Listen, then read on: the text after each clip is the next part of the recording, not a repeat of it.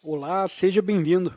Eu espero que o conteúdo desse vídeo seja muito útil para você no dia de hoje. Deixo o convite para você se inscrever no canal e compartilhar o conteúdo com quem você quiser.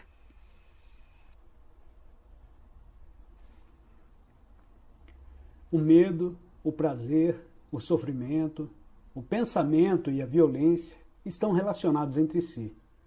Em maioria encontramos prazer na violência, em não gostar de alguém, em odiar uma dada raça ou um grupo de pessoas, em nutrir sentimentos hostis para com os outros. Mas no estado mental em que a violência desapareceu completamente, há uma alegria muito diferente do prazer da violência, com seus conflitos, rancores e temores. Podemos penetrar a raiz da violência e dela nos livrarmos? De contrário, viveremos a batalhar perenemente uns contra os outros. Se é dessa maneira que deseja viver, e aparentemente a maioria das pessoas assim o deseja, continua então assim. Se disser, ora, sinto muito, mas a violência nunca terá um fim, jamais acabará. Nesse caso, você e eu não temos possibilidade de comungar, uma vez que você emparedaste. Mas se disser que talvez exista uma diferente maneira de viver, teremos então a possibilidade de comunhão. Consideremos então juntos, aqueles de nós que têm a capacidade de comungar, se existe alguma possibilidade de acabarmos totalmente com qualquer forma de violência em nós mesmos existente, e ao mesmo tempo vivermos nesse mundo monstruoso e brutal. Acho que é possível. Não desejo ter em mim a mais leve sombra de ódio, de ciúme, de ansiedade ou de medo. Desejo viver completamente em paz. Mas isso não significa que desejo morrer. Desejo viver nesta terra maravilhosa, tão cheia de vida, de riqueza e de beleza. Desejo olhar as árvores, as flores, os rios, os prados, as mulheres, as crianças, e ao mesmo tempo viver completamente em paz comigo mesmo e com o mundo. O que posso fazer? Se soubermos olhar a violência, não só exteriormente na sociedade, como guerras, rebeliões, antagonismos nacionais e conflitos de classes, mas também em nós mesmos, talvez então tenhamos a possibilidade de transcendê-la.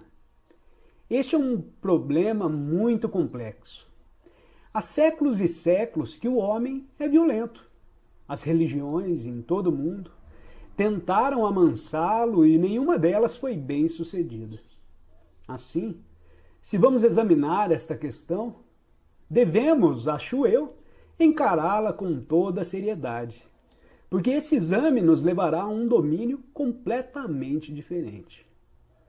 Mas se desejamos meramente entreter-nos intelectualmente com o problema, não iremos muito longe.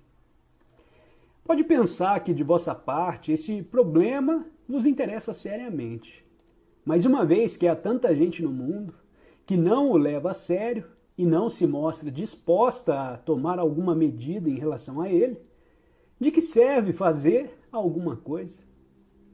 Não me importa se os outros o levam a sério ou não. Eu o levo a sério e por isso basta. Eu não sou o guarda de meu irmão. Eu, de minha parte, como ente humano, sinto-me fortemente interessado nesta questão da violência e farei o necessário para eu próprio não ser violento. Mas não posso dizer a você nem a ninguém, não sejas violento. Isso não tem significação alguma, a não ser que também não deseje ser violento. Assim, se pessoalmente deseja compreender o problema da violência, prossigamos juntos a nossa viagem de exploração. O problema da violência é exterior ou interior? Deseja resolver o problema no mundo exterior? Ou está questionando a violência em si, como em você existe? Se interiormente em você mesmo está livre da violência, surge logo a pergunta: Como posso viver num mundo cheio de violência, ganância, avidez, inveja e brutalidade? Não serei destruído? Esta é a pergunta que inevitável e invariavelmente se faz. Fazendo tal pergunta, não me parece estar vivendo realmente em paz. Se você vive pacificamente, não tem problema de espécie alguma. Pode ir para a prisão se você recusar a se alistar ao exército, ou ser fuzilado se você recusar a combater. Mas isso não é problema. Será fuzilado. É extremamente importante compreender isso. Estamos tentando compreender a violência como um fato e não como uma ideia. Como um fato existente no ente humano, e o ente humano sou eu. E para examinar o problema, eu tenho de ser completamente vulnerável e aberto a ele. Tenho de desmascarar-me a mim mesmo. Não há necessidade de me desmascarar diante de você, porque isso talvez não te interesse. Mas devo achar-me num estado mental que queira levar o exame completamente a cabo, sem me deter em nenhum ponto, dizendo não irei mais adiante. Ora, devo ver bem claramente que sou um ente humano violento. Tenho experimentado a violência na cólera, nos apetites sexuais, no ódio, no criar inimizades, no ciúme, etc. Tenho experimentado, conhecido, e digo de mim para mim. Desejo compreender este problema integralmente, e não apenas um fragmento seu, conforme se expressa na guerra.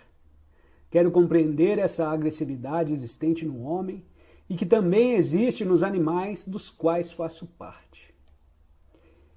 Violência não é meramente assassinar. A violência no uso de uma palavra áspera, num gesto de desprezo, na obediência motivada pelo medo. A violência, portanto, não é apenas a carnificina organizada em nome de Deus, da sociedade ou da pátria.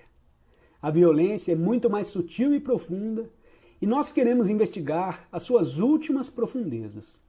Quando vos denominais indiano, ou maometano, ou cristão, ou europeu, ou o que quer que seja, está sendo violento. Você sabe por quê? Porque você está se separando do resto da humanidade. Quando você se separa pela crença, pela nacionalidade, pela tradição, gera-se a violência. Assim, o homem que deseja compreender a violência não deve pertencer a nenhuma nação, nenhuma religião, nenhum partido político ou sistema partidário. O que deve interessá-lo é a compreensão total da humanidade.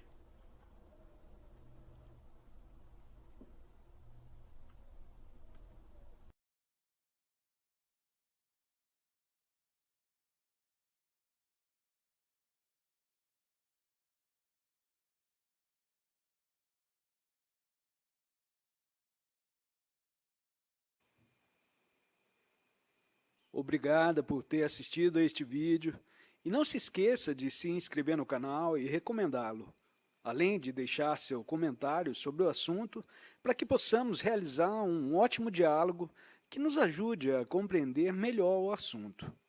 Tenha um ótimo dia e até o próximo vídeo.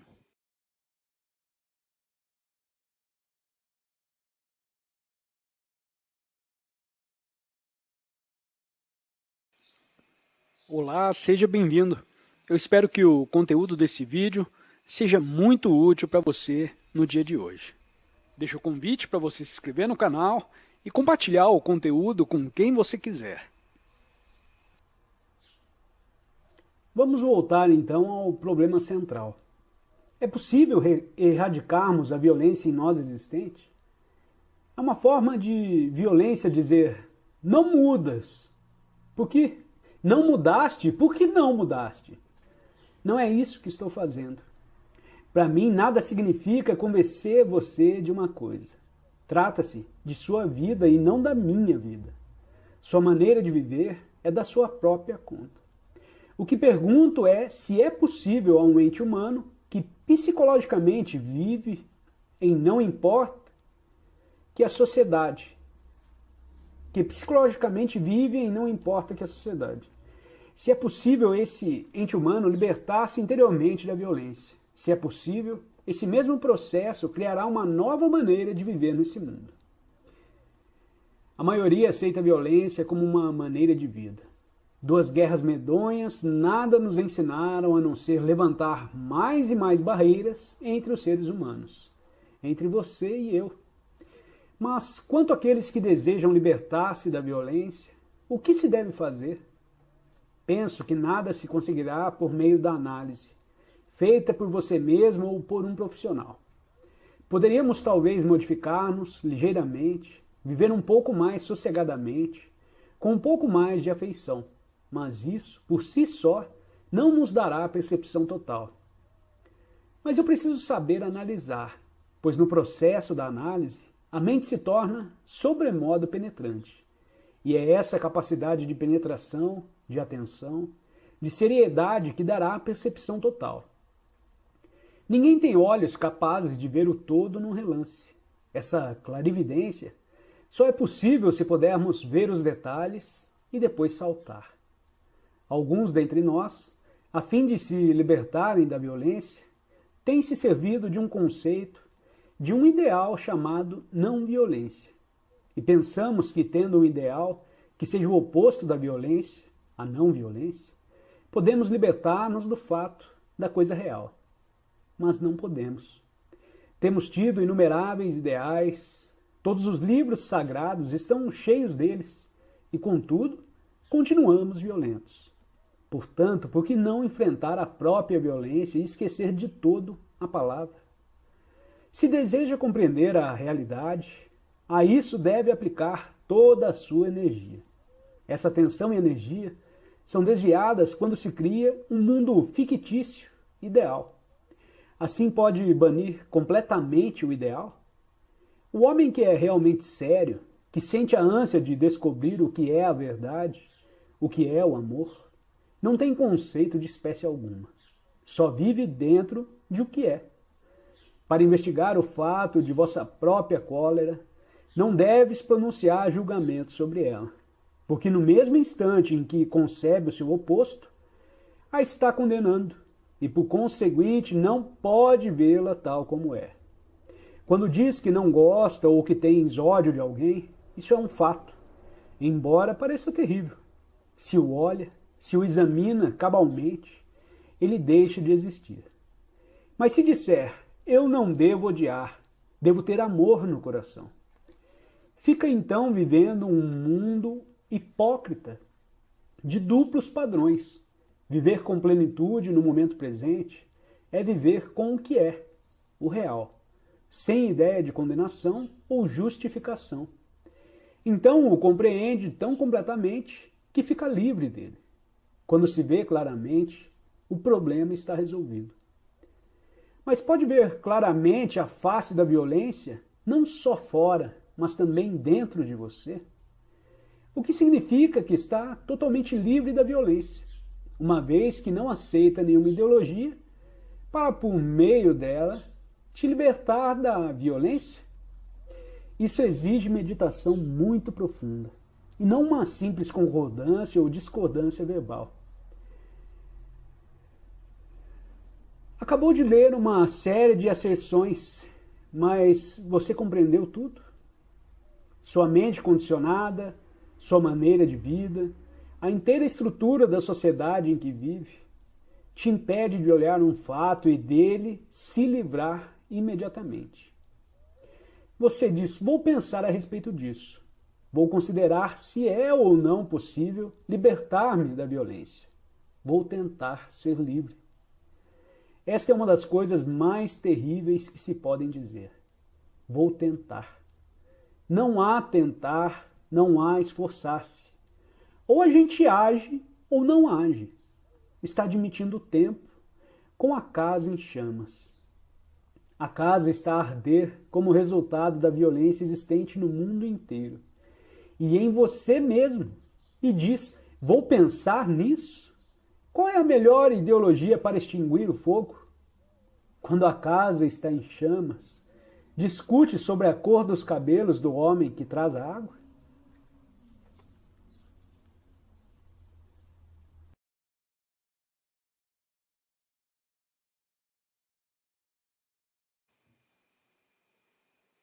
Obrigada por ter assistido a este vídeo e não se esqueça de se inscrever no canal e recomendá-lo, além de deixar seu comentário sobre o assunto para que possamos realizar um ótimo diálogo que nos ajude a compreender melhor o assunto. Tenha um ótimo dia e até o próximo vídeo.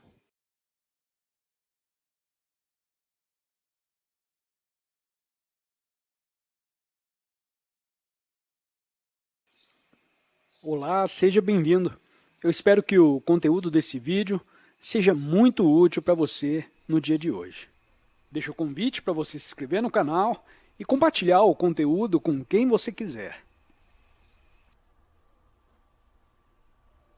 A cessação da violência que acabamos de considerar não implica necessariamente um estado em que a mente fica em paz consigo mesma e então em todas as suas relações. As relações entre os seres humanos se baseiam no mecanismo defensivo formador de imagens. Em todas as relações, cada um de nós forma uma imagem a respeito do outro e as duas imagens ficam em relação a não os próprios e não os próprios entes humanos. A esposa tem uma imagem do marido, talvez inconsciente, contudo existente, e o marido tem uma imagem da esposa. Todos temos uma imagem a respeito de nosso país e a respeito de nós mesmos. E estamos constantemente a fortalecer essas imagens, acrescentando-lhes sempre alguma coisa. A relação existente é entre essas imagens. A verdadeira relação entre dois ou vários seres humanos cessa completamente quando há a formação de imagens.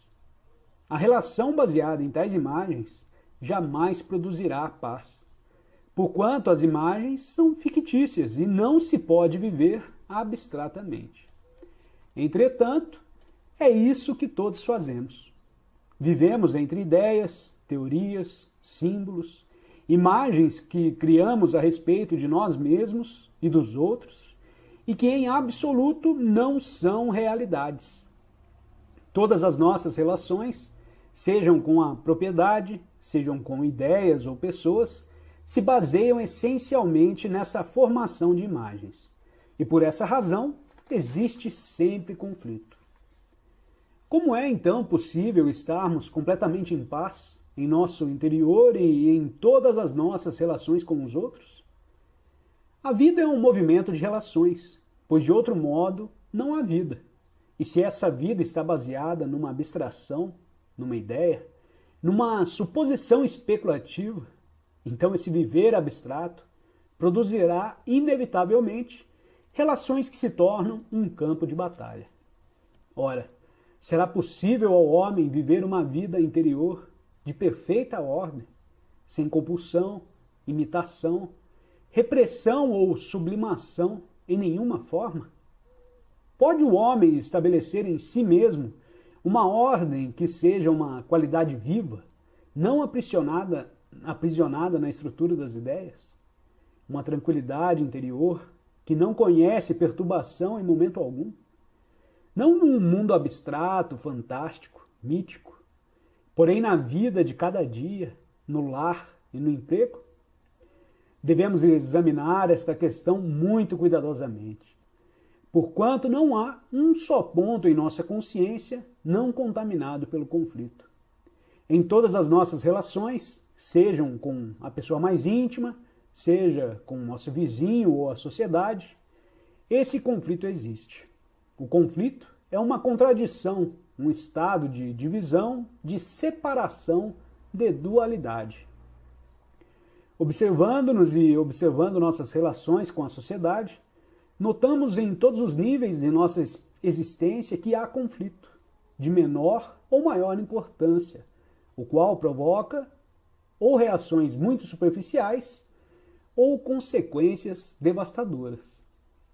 O homem aceitou o conflito como parte de uma existência diária porque aceitou a competição, o ciúme, a avidez, a ganância e a agressão como norma natural da vida. Quando aceitamos tal norma de vida, estamos aceitando a estrutura social tal qual é e vivendo segundo o padrão da respeitabilidade. E é nessa rede que está aprisionada a maioria, visto que quase todos aspiram a ser respeitáveis. Examinando nossa mente e coração, nossa maneira de pensar, nossa maneira de sentir e de agir na vida diária, observamos que, enquanto estamos a ajustar-nos ao padrão da sociedade, a vida tem de ser um campo de batalha. Se não aceitamos, pois uma pessoa religiosa não pode de modo algum aceitar uma tal sociedade, estaremos então completamente livres da estrutura psicológica da sociedade. A maioria de nós é rica das coisas da sociedade. O que a sociedade criou em nós e também o que criamos em nós mesmos. É avidez, inveja, cólera, ódio, ciúme, ansiedade. De tudo isso somos muito ricos. As religiões em todo o mundo sempre pregaram a pobreza. O monge toma um hábito, muda de nome, rapa a cabeça, entra numa cela e faz voto de pobreza e de castidade. No Oriente eles trajam uma tanga, um manto e só tomam uma refeição por dia. Todos nós respeitamos essa espécie de pobreza. Mas os homens que vestiram o manto da pobreza continuam interiormente, psicologicamente, ricos das coisas da sociedade, porquanto estão ainda em busca de posição e de prestígio. Pertencem a esta ou aquela ordem, a esta ou aquela religião, continuam a viver nas divisões próprias de uma dada cultura ou tradição. Isso não é pobreza. Pobreza é estar completamente livre da sociedade, mesmo possuindo algumas roupas e tomando mais refeições. Meu Deus, que importa isso? Mas infelizmente, na maioria das pessoas existe esse impulso para o exibicionismo. A pobreza se torna uma coisa maravilhosa e bela quando a mente está livre da sociedade. Temos de ser pobres interiormente, porque então não há mais buscar, nem indagar, nem desejar, nem nada. Só essa pobreza interior pode ver a verdade existente numa vida completamente sem conflito. Tal vida é uma bênção, não encontrável em nenhuma igreja ou nenhum templo. Obrigada por ter assistido a este vídeo e não se esqueça de se inscrever no canal e recomendá-lo, além de deixar seu comentário sobre o assunto para que possamos realizar um ótimo diálogo que nos ajude a compreender melhor o assunto. Tenha um ótimo dia e até o próximo vídeo.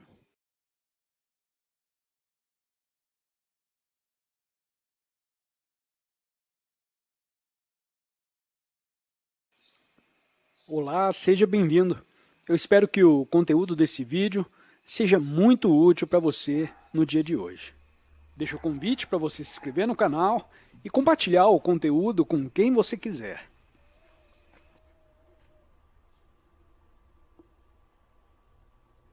Como será possível nos libertarmos da estrutura psicológica da sociedade? O que equivale a libertar-nos da essência do conflito? Não é difícil aparar ou podar certos ramos do conflito. Mas estamos perguntando a nós mesmos se é possível vivermos em completa tranquilidade interior e, por conseguinte, exterior. Isso não significará vegetar ou estagnar. Ao contrário, nos tornaremos dinâmicos e cheios de vitalidade e de energia. Para compreendermos e nos libertarmos de um problema, necessitamos de abundante energia, apaixonada, persistente, não só energia física e intelectual, mas também uma energia independente de qualquer motivo, de qualquer estímulo psicológico ou droga. Se dependemos de algum estímulo, esse próprio estímulo tornará a mente embotada e insensível. Tomando uma certa droga, podemos encontrar temporariamente energia suficiente para vermos as coisas muito mais claramente. Mas temos de voltar ao estado anterior, e por conseguinte nos tornamos cada vez mais dependentes dessa droga. Assim, todo estímulo, seja da igreja, seja do álcool ou das drogas, da palavra escrita ou falada, acarretará inevitavelmente a dependência. E essa dependência nos impede de ver claramente por nós mesmos e, por conseguinte, de ter a energia vital. Infelizmente, todos nós dependemos de alguma coisa. Por que dependemos? Porque existe esse impulso a depender. Estamos viajando juntos. Não está à espera de que eu te mostre as causas da sua dependência. Se investigarmos juntos, nós as descobriremos. E tal descobrimento será então seu e, por conseguinte, sendo seu, te trará vitalidade. Descubro por mim mesmo que dependo de uma certa coisa, de um auditório, por exemplo, para ser estimulado. Desse auditório, do falar, a uma grande reunião de pessoas, me vem uma certa espécie de energia. Consequentemente, dependo desses ouvintes, dessas pessoas, quer concordem, quer não concordem comigo. Quanto mais discordarem de mim, tanto mais vitalidade me darão. Se concordam, o que lhes digo se torna uma coisa muito superficial e vazia. Assim descubro que necessito de ouvintes, porque é uma coisa muito estimulante dirigir a palavra a muitas pessoas. Ora, por quê? Por que tenho essa dependência? Porque interiormente nada tenho. Interiormente não existe em mim uma fonte sempre cheia, abundante de vida e de movimento. Por isso eu dependo. Descobri a causa. Mas o descobrimento da causa me livrará de ser dependente? O descobrimento da causa é puramente intelectual e, portanto, evidentemente, não pode libertar a mente de sua dependência. A mera aceitação intelectual de uma ideia ou a aquiescência emocional a uma ideologia não pode libertar a mente da dependência daquilo que lhe dá o estímulo.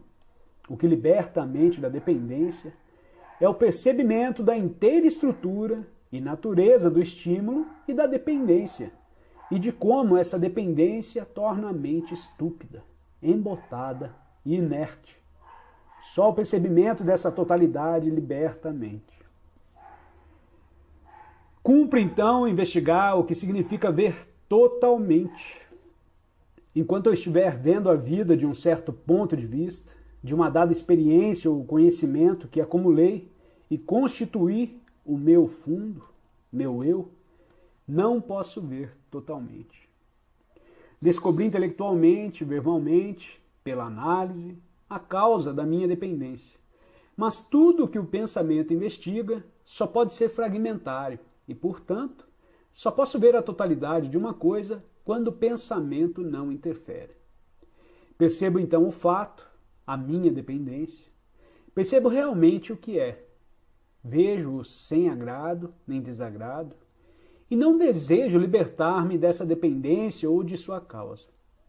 Observo-a com essa qualidade de observação, percebo o quadro inteiro. E quando a mente percebe o quadro inteiro, dá-se a libertação. Ora, descobri que há uma dissipação de energia quando há fragmentação. Descobri a própria fonte da dissipação da energia. Pode pensar que não há desperdício de energia, se imita, se aceita a autoridade, se depende do sacerdote, do ritual, do dogma, do partido ou de uma certa ideologia. Mas o aceitar e seguir uma ideologia, boa ou má, sagrada ou profana, é uma atividade fragmentária e, portanto, uma causa de conflito. E o conflito surge, inevitavelmente, quando há separação entre o que deveria ser e o que é. E todo conflito é dissipação de energia.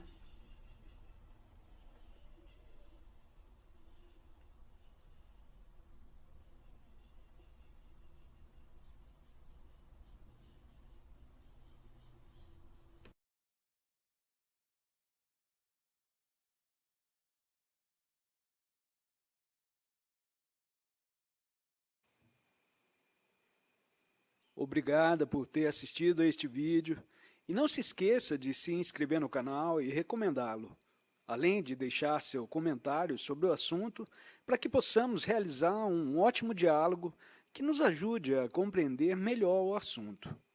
Tenha um ótimo dia e até o próximo vídeo.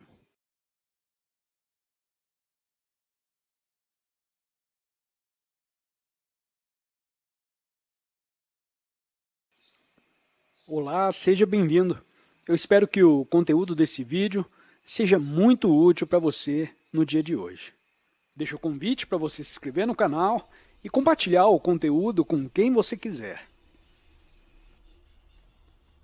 Se fizer a você mesmo a pergunta, como posso me libertar do conflito? Está criando outro problema e, por conseguinte, aumentando o conflito. Ao passo que, se o perceber simplesmente como um fato, se o ver como visse um objeto concreto, clara e diretamente, compreenderá então a essência, a verdade de uma vida inteira isenta de conflito. Em outras palavras, estamos sempre a comparar o que somos com o que deveríamos ser. O deveria ser é uma projeção do que pensamos que deveríamos ser. A contradição existe quando há comparação, não só com alguma coisa ou pessoa, mas também com o que ontem éramos, e por conseguinte há conflito entre o que foi e o que é. Só existe o que é quando não há separação de espécie alguma. E viver com o que é viver em paz. Pode aplicar então toda a sua atenção sem distinção alguma ao que existe dentro de você mesmo. Desespero, malevolência, brutalidade, medo, ansiedade, solidão. E viver com isso completamente. Não há então contradição e, por conseguinte, não há conflito. Mas estamos continuamente a comparar-nos com os que são mais inteligentes, os mais ricos, os mais intelectuais, mais afetuosos, mais famosos, mais isto e mais aquilo. O mais tem um importantíssimo papel em nossas vidas. Essa medição de nós mesmos com alguma coisa ou pessoa é uma das principais causas do conflito. Ora, por que é que existe comparação? Por que você se compara com outro? Essa comparação te foi ensinada desde a infância. Em toda a escola, A é comparado com B e A destrói a si próprio a fim de igualar-se a B. Quando não se faz comparação alguma, quando não há um ideal, nem oposto, nem fator de dualidade, quando não há mais luta para ser diferente do que você é, o que aconteceu à sua mente? Sua mente deixou de criar o oposto e se tornou altamente inteligente e sensível, capaz de extraordinária percepção, porquanto todo esforço é dissipação de paixão. A paixão que é energia vital, e nada se pode fazer sem paixão. Se não se compare com outra pessoa, se você não se compara com outra pessoa, você é o que é. Pela comparação, espera evolver, tornar-se mais inteligente, mais belo. Mas como conseguirá? O fato é o que é. E quando compara, está fragmentando o fato, o que é desperdício de energia. O ver o que na realidade é, sem comparação, te dá uma tremenda energia para olhar. Quando você puder olhar sem comparação, já transcendeu a comparação. E isso não significa que a mente se estagna no contentamento. Vemos então, em essência, como a mente desperdiça a energia que é tão necessária para se compreender a totalidade da vida. Não desejo saber com quem estou em conflito. Não desejo conhecer os conflitos periféricos de minha existência. O que desejo saber é por que razão existe o conflito. Ao fazer a mim mesmo essa pergunta, percebo uma questão fundamental que nada tem em comum com os conflitos periféricos e suas soluções. Estou interessado no problema central e vejo, talvez você também o veja, que a própria natureza do desejo, se não for devidamente compreendida, levará inevitavelmente ao conflito. O desejo está sempre em contradição. Desejo coisas contraditórias. Não estou dizendo que devo destruir, reprimir, controlar ou sublimar o desejo. Estou vendo simplesmente que o desejo em si é contraditório. Não é o objeto do desejo, mas a sua verdadeira natureza que é contraditória. Tenho de compreender a natureza do desejo antes de poder compreender o conflito. Em nós mesmos nos vemos num estado de contradição. E esse estado de contradição é criado pelo desejo. Sendo o desejo a busca de prazer e o evitar a dor que já conhecemos, assim vemos o desejo como a raiz de toda a contradição, desejando uma coisa e ao mesmo tempo não a desejando. Uma atividade dual. Quando fazemos uma coisa agradável, não há esforço algum. Mas o prazer traz a dor e vem em seguida a luta para evitar a dor. Mais uma maneira de dissipar energia. Por que é que existe dualidade? Há de certo dualidade na natureza, homem e mulher, luz e sombra, noite e dia. Mas interiormente, psicologicamente, por que temos a dualidade? Por favor, pense nisso de maneira completa junto comigo. Tende a exercer sua vontade para descobrir as coisas. Minhas palavras são simplesmente um espelho em que você está olhando. Porque temos essa dualidade psicológica? É porque fomos educados para comparar sempre o que é com o que deveria ser? Fomos condicionados para discriminar o que é certo e o que é errado, o que é bom e o que é mal, o que é moral e o que é imoral. Terá surgido essa dualidade porque acreditamos que se pensarmos no oposto da violência, no oposto da inveja, do ciúme, da mediocridade, isso nos ajudará a libertar-nos dessas coisas? Servimos-nos do oposto como de uma alavanca para nos livrarmos do que é? Ou trata-se de uma fuga à realidade? Será que te serve do oposto, você se serve do oposto como meio de evitar o que é, por não saber o que fazer com ele? Ou você foi ensinado por milhares de anos de propaganda que deve ter um ideal, o oposto do que é, para poder enfrentar o presente? Quando tem um ideal, crê que ele te ajudará a libertar-se do que é? O que, entretanto, nunca acontece, pois pregar a não violência até o fim da sua vida e em todo esse tempo estar semeando os germes da violência. Tem um conceito do que deveria ser, de como deve agir, e o fato é que está sempre atuando de maneira completamente diferente. Vê-se, pois, que os princípios levam inevitavelmente à hipocrisia e a uma vida desonesta. É o ideal que cria o oposto de o que é. Assim, se souber ficar com o que é, o oposto se tornará desnecessário.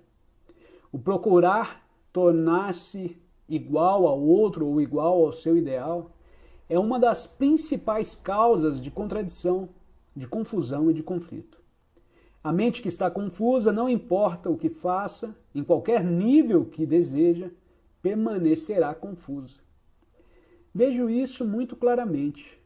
Vejo com tanta clareza como vejo um perigo físico imediato. O que acontece então? Deixo de agir em termos de confusão. Por conseguinte, a inação é ação completa.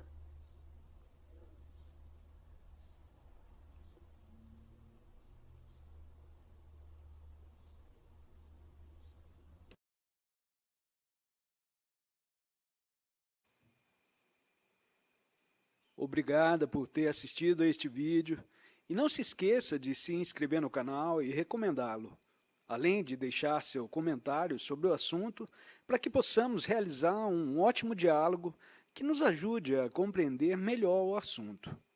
Tenha um ótimo dia e até o próximo vídeo.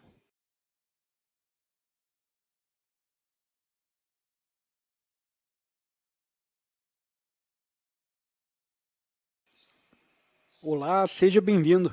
Eu espero que o conteúdo desse vídeo seja muito útil para você no dia de hoje. Deixo o convite para você se inscrever no canal e compartilhar o conteúdo com quem você quiser.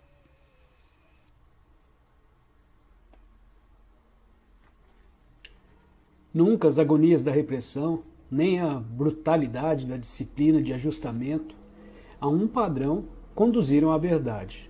Para encontrar-se com a verdade, a mente deve estar completamente livre e sem a mínima deformação. Mas, primeiramente, perguntemo-nos se desejamos realmente ser livres. Quando falamos de liberdade, estamos nos referindo à liberdade completa ou à libertação de uma certa coisa inconveniente, desagradável ou indesejável? Gostaríamos de ficar livres de lembranças dolorosas e desagradáveis e de nossas experiências infelizes, conservando, porém, nossas aprazíveis e satisfatórias ideologias, fórmulas e relações. Mas conservar uma coisa sem a outra é impossível, porque, como já vimos, o prazer é inseparável da dor. Cabe, pois, a cada um de nós decidir se desejamos ou não ser completamente livres. Se dizemos que o desejamos, temos então de compreender a natureza e a estrutura da liberdade. É liberdade estar-se livre de alguma coisa, livre de uma dor, de uma espécie de ansiedade? Ou a liberdade em si é coisa inteiramente diferente? Pode estar livre do ciúme, por exemplo, mas não é essa liberdade uma reação e, por conseguinte, liberdade nenhuma? Você pode se libertar muito facilmente de um dogma analisando-o e rejeitando-o, mas o motivo dessa libertação tem sua reação própria. Porquanto o desejo de nos livrarmos de um dogma pode dever-se a ter ele caído de moda, já não sendo conveniente. Ou pode ficar livre do nacionalismo por crer no internacionalismo, ou porque sente que, economicamente, já não é necessário estar-se apegado a esse estúpido dogma nacionalista, com sua bandeira e demais futilidades. Você pode facilmente rejeitá-lo. Ou pode reagir a um certo líder espiritual ou político que te prometeu a libertação como resultado de disciplina e de revolta. Mas terá uma racionalização, uma conclusão dessa espécie, alguma coisa em comum com a liberdade? Se diz que está livre de uma certa coisa, trata-se de uma reação, que depois se tornará outra reação, que produzirá uma outra maneira de ajustamento, uma outra forma de domínio. Dessa maneira, pode ter uma cadeia de reações e aceitar cada reação como uma libertação. Mas isso não é libertação, porém apenas a continuidade modificada de um passado a que a mente está apegada. A juventude de hoje, como a juventude de sempre, está em revolta contra a sociedade. E isso em si é uma coisa boa. Mas revolta não é libertação. Porquanto revoltar-se constitui uma reação. Reação que estabelece o seu peculiar padrão, no qual fica mais enredado. Pensa que se trata de uma coisa nova, mas não é. É o velho posto num diferente molde. Qualquer espécie de revolta social ou política reverterá inevitavelmente a boa e velha mentalidade burguesa. A liberdade só existe quando vê e age, e nunca mediante a revolta. Ver é agir, e essa ação é tão importante como a ação que se modifica ao se ver um perigo.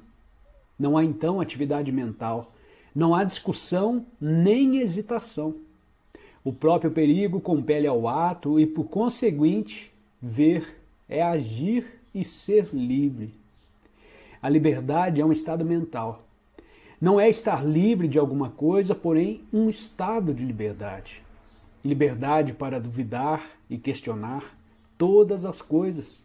E, portanto, uma liberdade tão intensa, ativa e vigorosa, que expulsa toda espécie de dependência, de escravidão, de ajustamento e aceitação.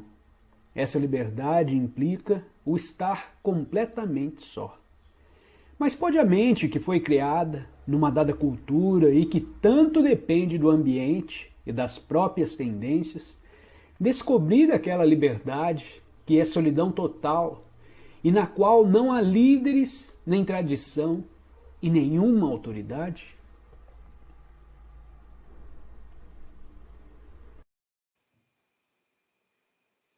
Obrigada por ter assistido a este vídeo e não se esqueça de se inscrever no canal e recomendá-lo, além de deixar seu comentário sobre o assunto para que possamos realizar um ótimo diálogo que nos ajude a compreender melhor o assunto. Tenha um ótimo dia e até o próximo vídeo.